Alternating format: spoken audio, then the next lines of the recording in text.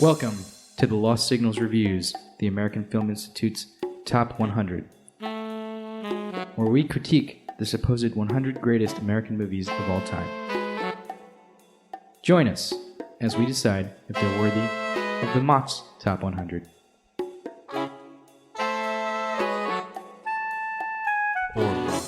Hello there. Welcome back to Lost Signals. Reviews the AFI Top 100.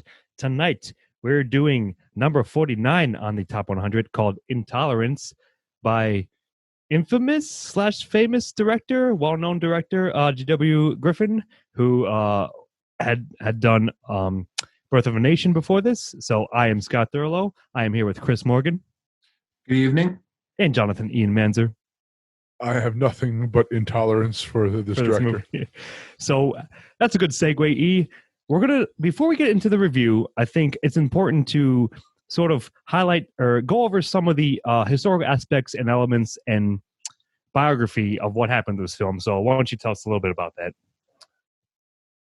All right. So this director made Birth of a Nation. He's very proud of. And it's about the Ku Klux Klan. He got a lot of hate for doing it from like ACLU back in the day and things like that. So he made Intolerance, which some historians claim was a apology for making Birth of a Nation. Not true. Not it's true the at opposite all. of that. He's on record saying that this is his discussion about how people were intolerant for him making a Ku Klux Klan movie. And it's a very Christian film. Yep. Has a lot of overtones of that. Negative overtones to different groups, which we'll get into as we go along. And this bankrupted him, and rightly so. This is one of the most self-indulgent films. There are positives to it, don't get me wrong, but I hate this movie. And I hate this director. And yes, it was a century ago, but still. But it's he on the deserved AFI. all audiences hated it at the time. And guess what? It's one of the longest movies of all time. Yeah. I don't have time for it right now. And audiences, when they had nothing to do 100 years ago, didn't have time for this movie. That even less time, yeah. And I believe it's only on the AFI because they used to have Birth of a Nation. It probably was like, well, we can't have this, so we're going to put on Intolerance instead. So we'll get into that, but yeah. So I'm just saying, so that's not quite historical. That's a lot of opinion, but I think I'm correct about it. There were some biographical facts. Like, that's what happened. Like, it was his response to Birth of a Nation and the response to it by audiences and critics. And indeed, like, he meant it as a sort of, like, basically, fuck you, like, vision. So, yeah, I'm just saying, like, I just wanted to, like, get some context and connotation to, like, why this film, why we're doing it, and why it's even on the AFI in general, which we'll flesh out in a bit. But given that, it's on you anyways to describe the plot. So what is the plot of Intolerance? Hold on 1 second. I just want to say something about Birth of a Nation, because I did a cursory glance because I was trying to, we'll get to this about the possible anti-Semitism in this movie. But apparently Birth of a Nation, the funny thing was, lest we all forget now in our culture that 100, back when Birth of a Nation was, the Republicans, it was the Democrats who were not the woke culture. It was actually... Wait, the current Democrats are the woke culture? All right. Relatively. Can we do all the political parties in course? No, because it was that they were fighting a diabolical plot by the Republicans. Mm-hmm. So lest anybody looks back on, anybody's beholden to a political party and say, hey, we're always the party of Lincoln or we're the party of blah, blah, blah. Like, nah, you all have sucked one time and still all suck. So, hey. Politics. Hey, but yeah, so given all of that, I'm just saying, I just felt it was important to give us some background about this film and so forth. So, plot? What's the actual plot? Longest story ever told. There are 5 stories that are almost a Barthian thread of about intolerance. One is taking place with a current day. Current day is in for the time with strikers and criminal organizations and Pinkertons, etc. Another one's dealing with Going all the way back, we go to Byzantium, not a Byzantium, Babylonian times, yes, and an impressive set of dealing with Cyrus the Great coming in and conquering Babylon, and the love stories there, and jealous priests fighting over betrayals and all that. Then we have French Revolution, not French Revolution. It's actually the St. Bartholomew's Day massacre, when the Catholics killed the Huguenots.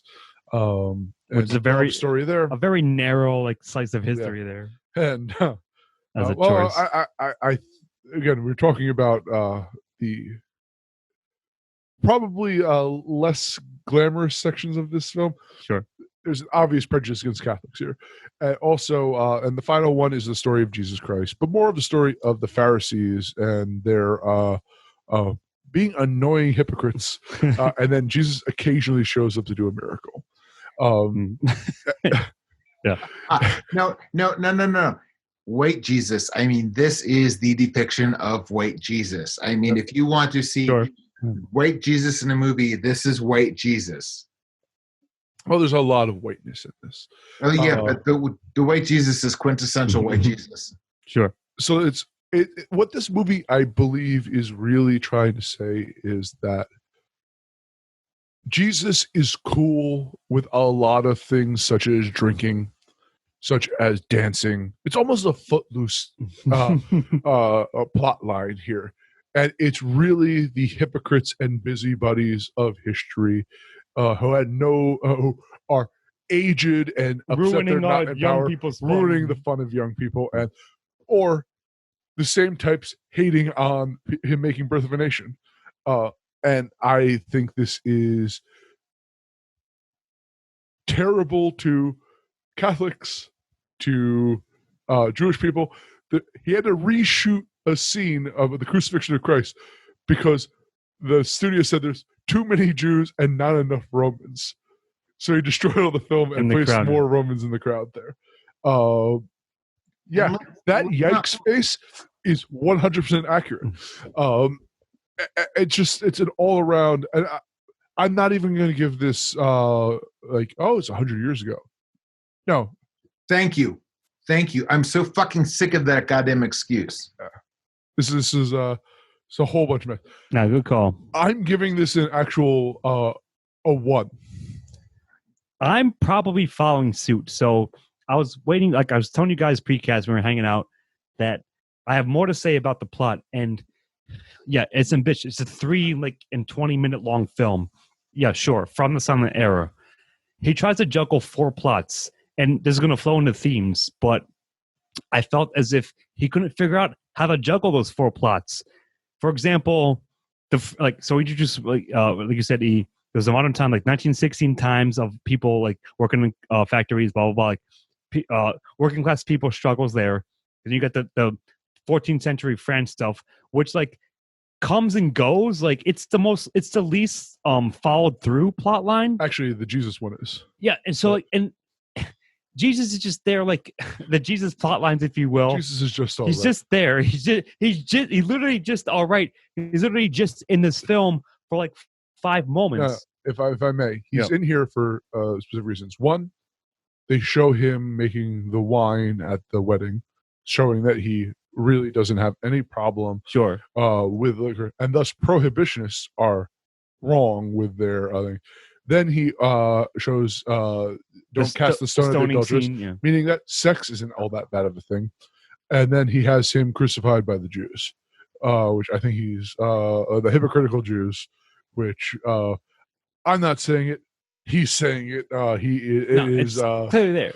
Yeah. Like, and 100 years later, less than 100 years later, Mel Gibson would be saying the same thing. So yeah. So like you're right. Like while it's certainly ambitious, and I'm getting like just given the historical and socially relevant aspects of it at the time, and even 100 years later, as you guys said, I'm going to give plot a 1. It's an idea that would maybe work on paper. He's trying to juggle 4 plot lines, but I think maybe he's figuring out, and perhaps filmmakers who followed through, like at least just studying it, which comes into play later. Maybe I'm just saying plot structure, the way Griffin tried to juggle it didn't work. And yeah, it's going to fall into themes. I don't like what he's saying with this film at all. I can see what he's trying to say, but even like the narrative structure itself is what I'm saying. Like it buckles under its own weight.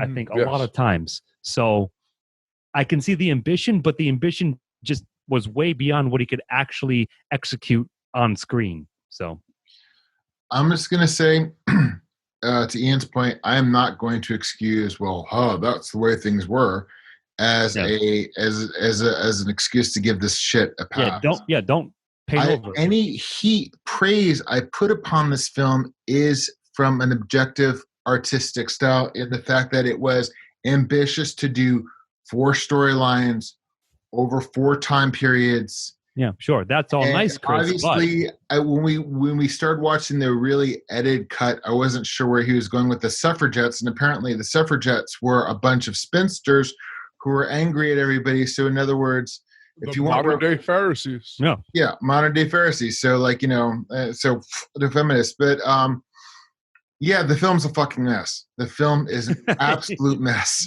I'm gonna speak a little more of it to themes, but I'll give it a 1 because there is certainly a narrative I liked about it and thought were entertaining visually and hold some visual appeal, maybe. No, I was going to say that there was enough visually successful that allowed me to follow narratives in 2 of the 4 time periods. No, seriously, because I get what you mean. The editing of this was atrocious. That may flip over to style, but the editing is. If this were put nowadays, this thing would be like Ishtar. Ironically, I actually have a better example of this, and I think that our viewers who are watching it might. The ending of Game of Thrones was regularly criticized because they sacrificed the strong narrative of the first seasons for spectacle. And this movie is all spectacle with little some themes. We'll get into that, but lacks the narrative substance to carry a movie of such weight. Yeah, because a lot of this movie, especially towards the end when they're doing the battle at Babylon, it's visually impressive, but it carries no weight because there's no narrative. There's no stakes to it. Yeah, I think that's what it is. I think I agree with that. I think we all stated it. So because of that, looks like we're giving it a 1. Like, not that there's no narrative, but good, Chris. No. I was saying 1. Like, there's just enough for a 1. Right. Yep, that's what it looks like. 0.75, but that'll. Yeah, I like that. But yeah, so we'll go with a 1 for that because of it. And bleeding into that, Chris, tell us about the themes of this amazing film. The theme is intolerance. For intolerance is the theme. Intolerance is the theme for 4 different time periods. In this time period, things were intolerant because of this time period. But we must not forget that intolerance was always there. And we must remember that the theme of this film is intolerance because intolerance. Yep. Thank you. Well said. I marked a big old 0 on my score here already. I was just about to say, I don't care how many fucking times your title card tells me this movie's about intolerance. I don't care if your film, the title of your film and the title cards may tell me intolerance. Nothing else in your film tells me that. Yeah. It's an angry filmmaker wanking. So it's getting a 0. You're like, that's nice on the surface. Like you might like, one might make the argument like, oh, it's what it says in the tin. Like there's a title card or 2. Like here are like throughout all human history, people have always faced this. Yeah, that's true. But the way you've unfolded it isn't quite gelling with the message you're trying to go for here. So while I can see the intent there, like the intention behind it and the mindset that he's trying to purvey to audiences, it goes back, it reflects back into the plot we just said, it just doesn't get there. It doesn't reflect it. And it comes off as being wanky, as you said, Chris. Like, absolutely. So there's a lot of unfortunate implications to yes, it. Like, it's yes. like his intolerance is at the course of his being intolerant to a lot of other things. I mean, in retrospect, it has like the most. It's dripping with fucking irony because of like what we know now. So, Cody. What is interesting though is the stuff he got right. And instead of just bashing, I'm going to actually defend this where it deserves to be. It is progressive in certain ways. It's very non-progressive in other ways, but it's taking a look at the fact that dogma is you can be like religious without forcing intolerant dogma upon people. But also, what I found interesting was the fact that what's the director's name again? Griffin. Yeah, had a type. He liked the brunette. They all look exactly the same. But he was actually, each of the females represented an archetype of femininity. For sure. You had the kind of warrior woman, but without doing the kind of modern day, trying to make her too masculine, with actually keeping a feminine aspect, which was interesting. But also was appreciation of women without degrading, which could have been easily done. That's true. We could have fallen into that hole. That's a fair point. Yeah.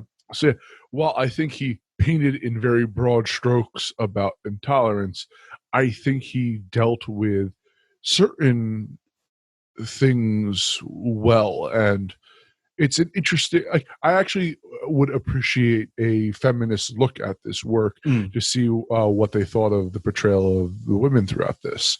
They have the kind of the crones, the warrior, the wise women, the outsiders, all these different archetypes, which is neat. And that's all I got. What do you think, Chris? I can agree with you, Ian. There was when you, especially actually towards the second half more so than the first. My thing is like, how do I say this? There are certain time periods, certain storylines that I thought the narrative worked better than others. I agree with that. I found that were more interesting and more, for lack of a better word, progressive, in that I'm not judging upon what we consider today or whatever 100 years ago, but with regard to archetypes. And this would have been a really easy way to do this thing. I mean,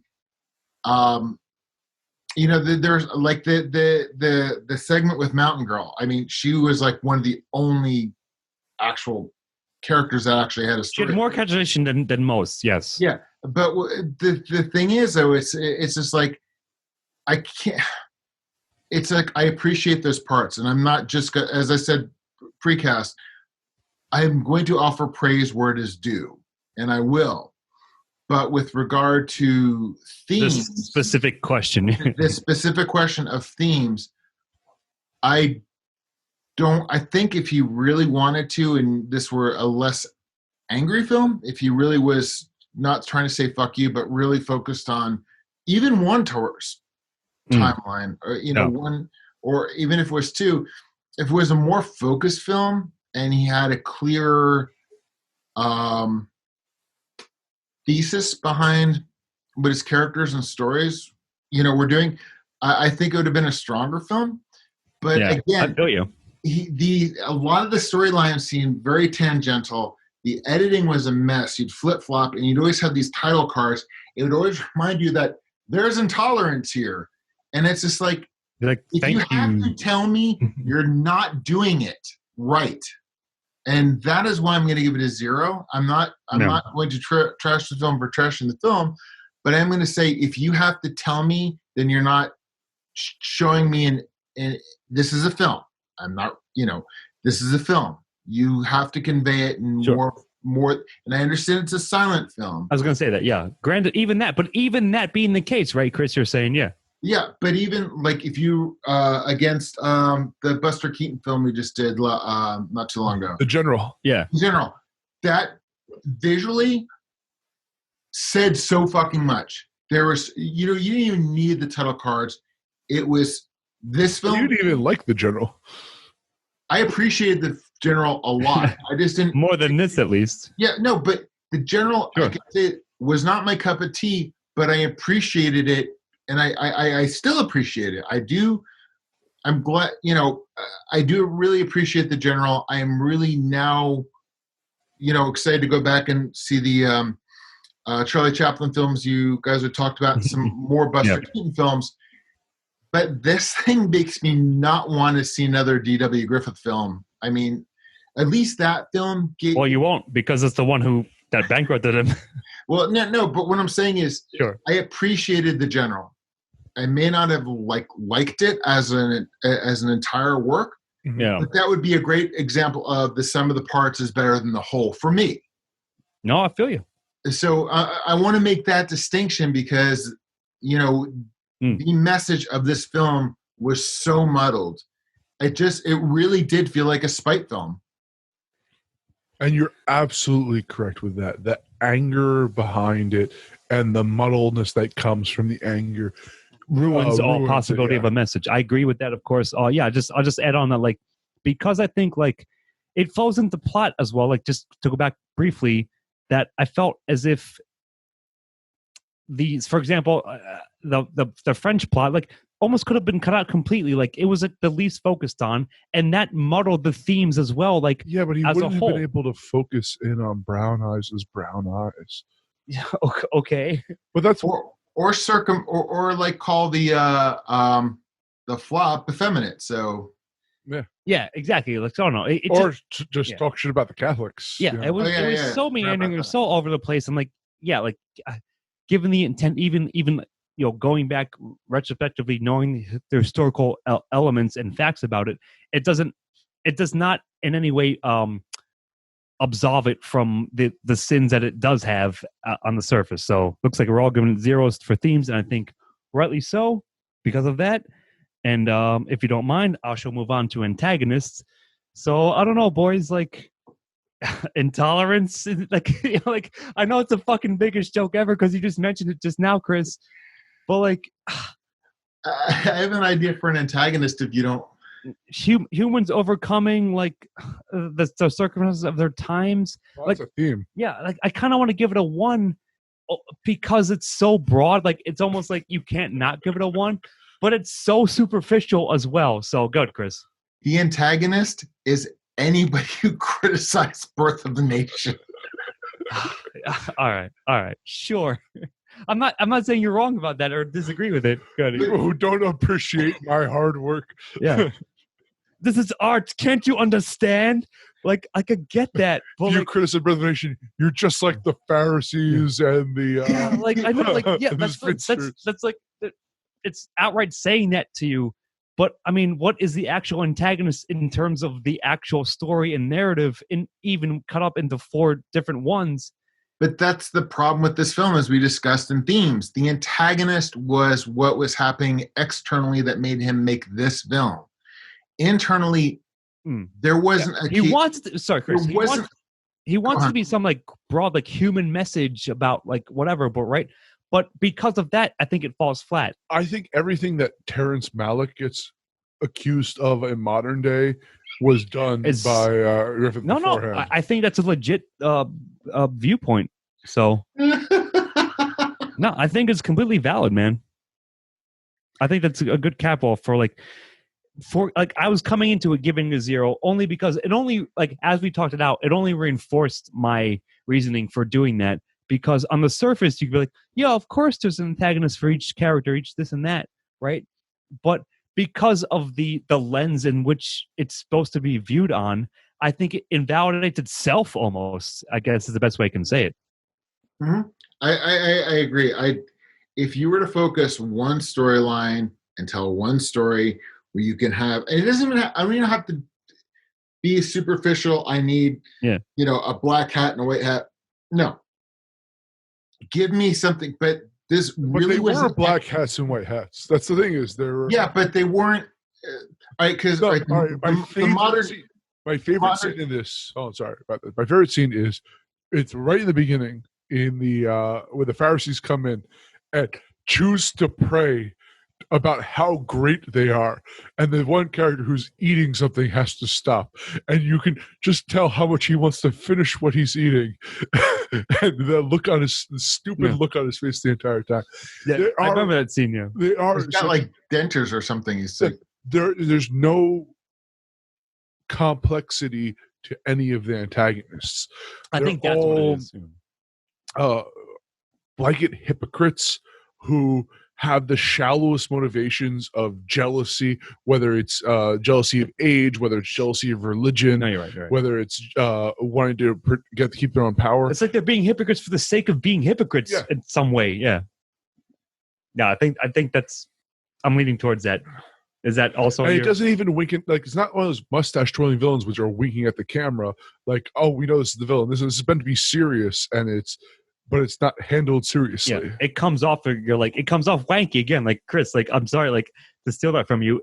A lot of this movie seems like that because that was Griffin's, like, that's what he was making it in terms of.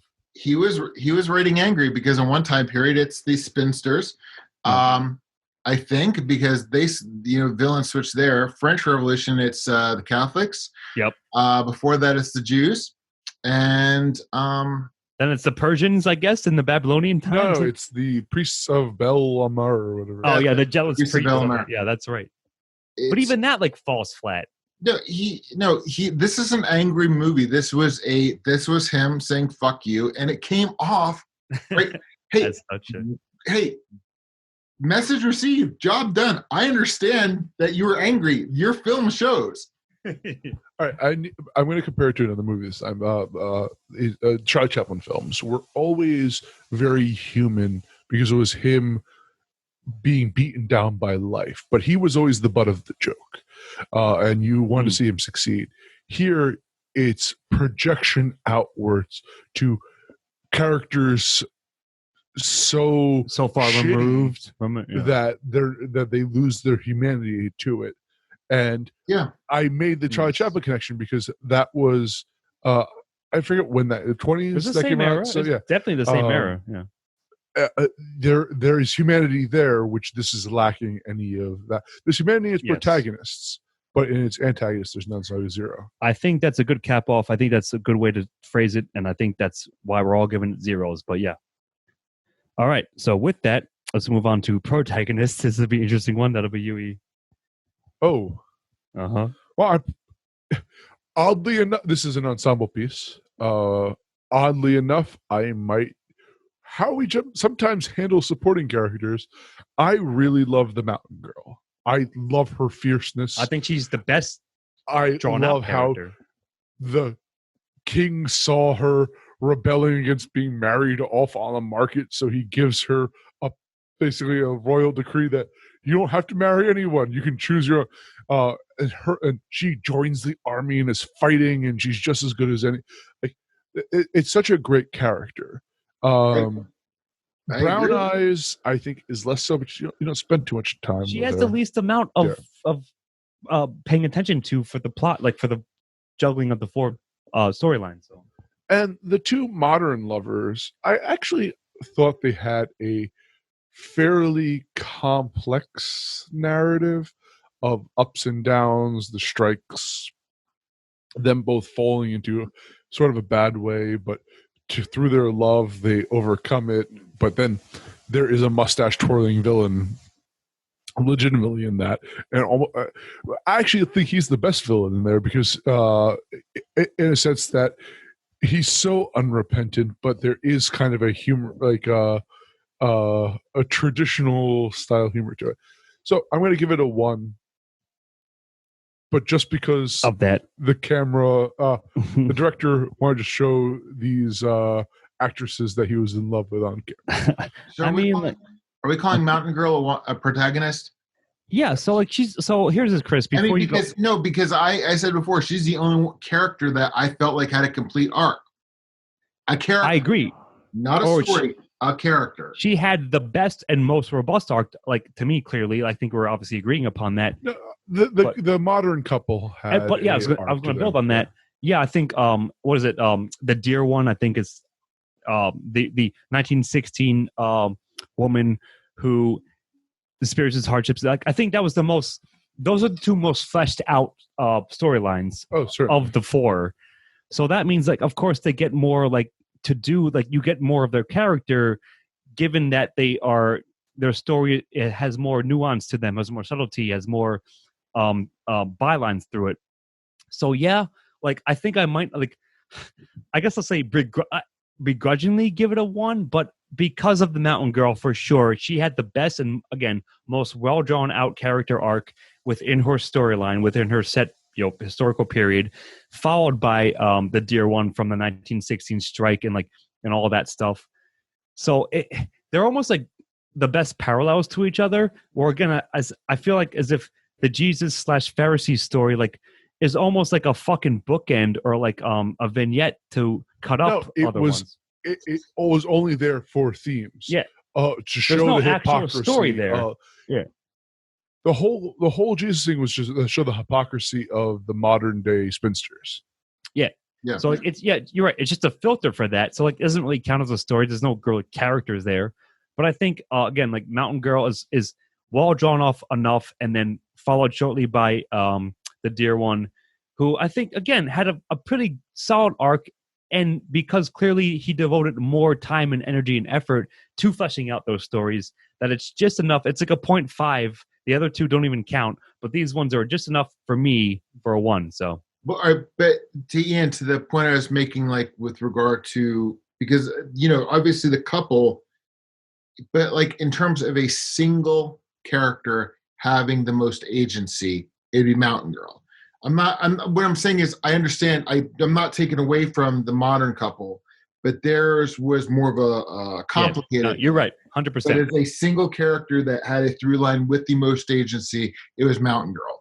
Oh, certainly. Yep, certainly. 100%. So that's why we're basically giving a 1. So Chris, why don't you continue with secondary? This is an interesting one. All 1 billion of them. 1,000 fucking side actors. No, I'm actually going to make it easy.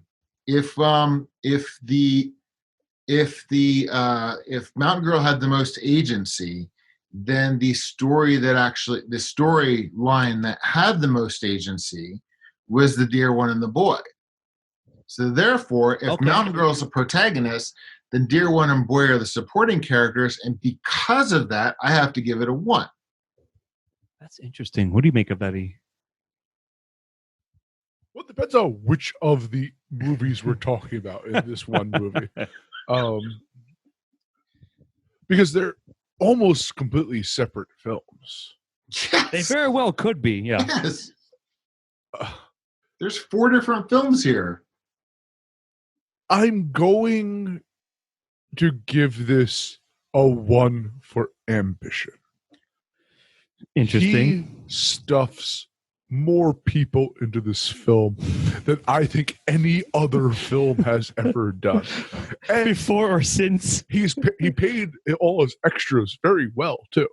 I guess say what you want about Griffin, but I guess he paid his actors well. I guess, yeah, sure. He might have been a lot of things, but he was at least for the working people, and sure. In general, like I think a lot of the extras played decent roles. The Rockefeller stand-in did a good job of being a Rockefeller stand-in.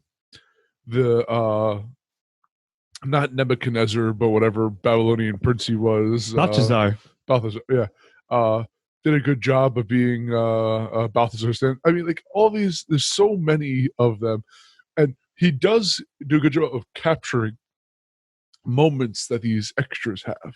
Like I mentioned earlier, the guy eating the thing. Again, in that one scene, the guy carrying the big bag and having to hold it, just waiting to place it down. Like there is a lot of life within this film. Yeah. No matter what time period it is, whether you're doing the French courts or the Babylonian courts. And wait, Jesus did a really good job of looking as porcelain as those do on the shelves of the Christian bookstores. Sure. He might have been the prototype for Buddy Christ from the Dogma movie. Oh my God, Jesus, that's so good. No, I feel you.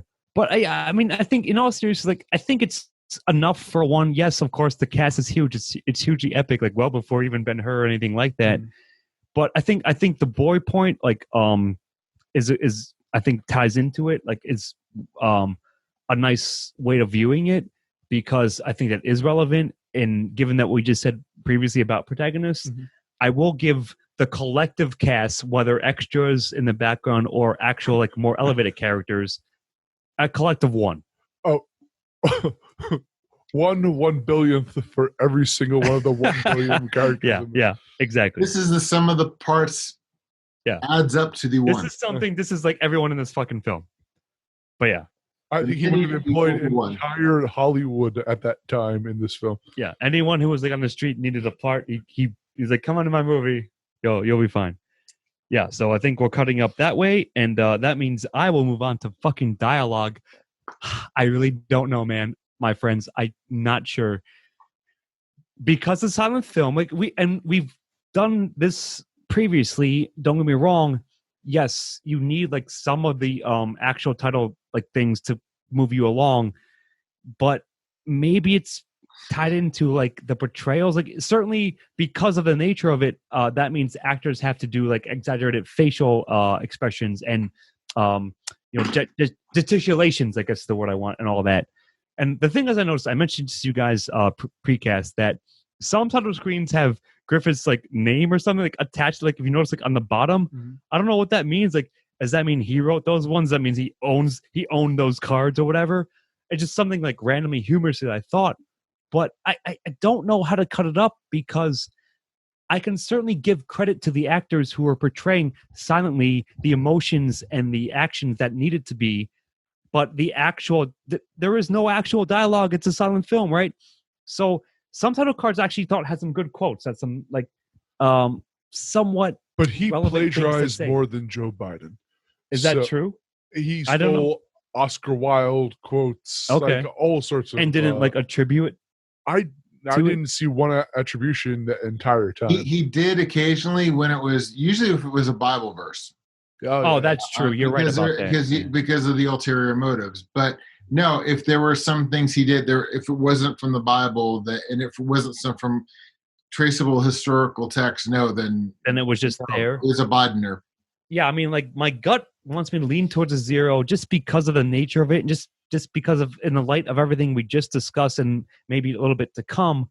But given all of that, like given the way it shakes down and the nature of this film itself, that's how I'm coming down. So I'm looking at a soft 0 maybe, but probably a 0. So I think I'm on board with that. I'm giving it a 0. I mean, I'm giving this film as much credit as it deserves, and the dialogue as heavy-handed as one point more than yeah. No, but the truth is, it's so heavy-handed. Oh, it is. Yeah, you're right. I think that's. I love his subpoints. I'm giving subtlety and character performances to the characters. That's a fair point. I like that, Chris. Yeah. I think that's a good way to do it. I think I'm basically piggybacking on that because of that and because of this question. So it's 0s for that. So let's move. 0. Yeah.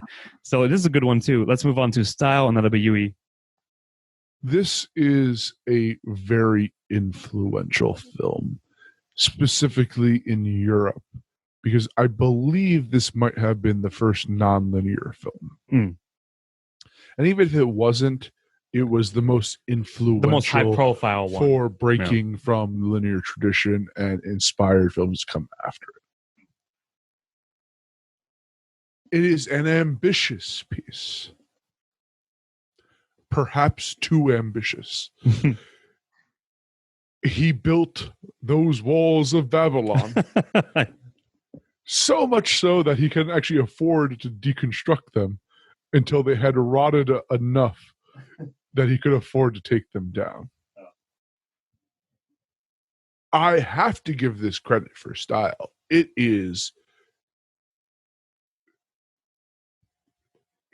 has too much flavor almost, but at least, actually, I do have an interesting point to make, that We're watching the Kino cut of ostensibly the best and most restored version of it, or at least the one we had available. It's, from my understanding, not the best one, but still up there. But we also, on Amazon, they have a free version, which has perhaps the worst soundtrack of all time. And I never understood the importance of a soundtrack to a film until I saw a silent film with one which they tried to reproduce it as Great Pablo, and there's another one where they just had a house band throw in do whatever they're gonna fucking do. Yeah, probably not even watching the scene that they're making the music for. It was that poor. And the soundtrack to at least the version we saw was very, very good, and it just overall, for its importance, it's getting a very strong one. I mean, I think I'm going to mostly agree that, yes, soundtrack was fantastic. Now, granted, I didn't start watching any part of the one that wasn't as good, the version that they released. So the one that I did see, what I thought was quite fitting. And yeah, like the whole time I thought, like, while they reused certain tracks, of course, it was reused in each plot line when it was necessary and which was fitting to the action of the film. So yeah, like, and also on top of that, yes, regardless of many other factors which you've already discussed, that you have to look at this film and say it was ambitious and bold and trying something new, and it was, again, regardless of any personal motivations by the actual filmmaker, the way it is structured is very impactful, and you can see its reverberations throughout all of film afterwards. So if nothing else, I have to give it a 1 for that. And I think it has the most pricey orgy scene of all time. Of all time, at least. Yeah. Yeah. So what do you think about style, Chris? I agree with you guys 100%. I am going to say there's a couple, like some of the some of the battle effects went from bad, so you could tell the sword went under the armpit, to some actually good prosthetic work, to the point where there was a decapitation. That was the best. That was the best. And I remember that. It was like a plaster head cast, like it broke off. Yeah. It was like amazing. I loved it. No, it is an ambitious film. I mean, there are scenes in this that are just gorgeous to look at. I mean, like nowadays, I'd know how he would get some shots. It's like with Buster Keaton. Like, how did they do that back then? I know how we would do it now. Even without CG, I know how we do it now. Yeah, sure. So I have to give, as I said, I'm going to give this film credit where credit is due, and style is definitely the strongest thing I can give credit for. I think we all agree upon that. But yeah, so like, if nothing else, you can give it again all the credit it's due because of that, regardless of all other factors. So we are indeed doing that. All right, Chris. That means you have to bring us home. You recommend Intolerance, buddy? The film that is, not the subject itself. I recommend listening to our podcast and then going back and finding the things the clips on YouTube to watch. Oh. No, I do not recommend you sit 2 hours and 47 minutes through this film. I mean, there is just not enough here worth it. If somebody were to edit together Mountain Girl storyline, and I can't recommend this film because it's just it's like I'd have to pick and choose too much, and I cannot sit there except to say go to YouTube and listen to find some stuff. Yeah. Find a clip. So no one saw this back in the day. They split it into 2 movies, and still nobody saw. People still refuse to go to the theaters in 1917. I don't know if I made this before, this reference earlier, but I did. I never. So I despise this film for many, many reasons, but there is importance to it. And if you're going to see this, watch a good professor for film studies who will compile together clips for you to watch from this. And that's, yes, it deserves to be in the National Registry. It should be preserved because it's historical. I was going to ask you that, yeah. But there are certain things in history that belong in a museum, and this belongs in a museum. And so do you. Yes. So, yeah, no, I don't. No, I mean, I agree. Like, yes, perhaps for historical purposes, maybe. but especially on a narrative scale, the way we do things, and especially the connotations that we discussed previously about it that surround it, it's just like there are other things within this era that are more impactful and say this, like what Griffith wanted to say with this film, with an actual more elegance to them. So yeah, like I would not recommend it. We're doing this for historical purposes in a sense. Now, just to remind you guys, it's number 49 on the AFI. So 2 questions: should it be on the AFI at all? And if it is, should it be higher or lower? Maybe in lower. Wait, yeah, maybe in lower. Like if you're gonna put on, make it like 100, like all the way there. I kind of agree with that, Chris. What do you think? This is only on the AFI because they took off Birth of a Nation. And you know what? I say put Birth of a Nation back on because I think it's a more reflective, more historically aspect purposeful of America than it glorifies something terrible, but so does this movie. And I think that it's a more honest action to have Birth of a Nation on there because I think it's, in a sense, if you want to talk historical importance, that has more importance. Yeah, I mean, I would almost certainly agree, for a large part, that if you're going to put any Griffith film, it probably should be Birth, just because of its significance, and not, you shouldn't put his reaction to the reaction of Birth, like as a film, or even if it has influences and did make its mark upon the filmmaking mechanics, if you will. I think it shouldn't, if it is on the AFI, Chris, it should be like 98, 99 or whatever, not 49 by any means. No, so, not even remotely, no. Yeah. So with that, it's funny because we've all given the same score. We gave it all 4s. So that becomes out 204. We give plot a 1. We decided that themes and antagonists, while intertwined, didn't get there because of the way it unfolded, because of the intention. And also, we did not recommend it. We gave credit for protagonist and style pretty much, and secondary as well. So yeah, like that score may seem low, but that's just the way this film unfolds. And in retrospect, it shouldn't be as lauded as it seemingly is. So, good. If you want to see a really good film about intolerance, we reviewed Hedy Lamarr a few months ago. And when I saw the orgy scenes and I saw like the little slips and little outlines and so forth, and I thought about how Hedy Lamarr was ostracized, about 15, 20 years later for showing more than that. Doing that stuff, yeah. And here's a brilliant person who can never escape the Hollywood system, who can never escape misogyny. You want to see a great film about intolerance?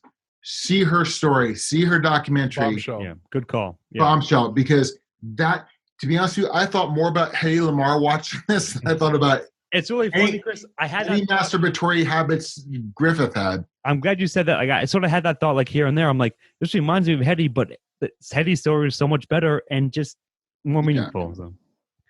So yeah, there you have it. That's where we are somewhat intolerant, if you will, of intolerance itself. But I think for good reasons, for the reasons we just talked out. And while it may be historically impactful, it just doesn't have the resonance that it needs to be remembered the way it possibly is at this point. Yeah. Yeah. So there you have it. That is our episode for this month for AFI. I've been Scott Thurlow. I've been here with Chris Morgan. Thanks for showing up. And Jonathan Ian Manzer. I'm all spent. And we'll see you in the next Intolerant era. Thanks for joining us. Good night. Editing and engineering by Christopher Morgan. Music by Christopher Morgan. Check us out on YouTube and iTunes for the shows, and on Facebook and Twitter for updates.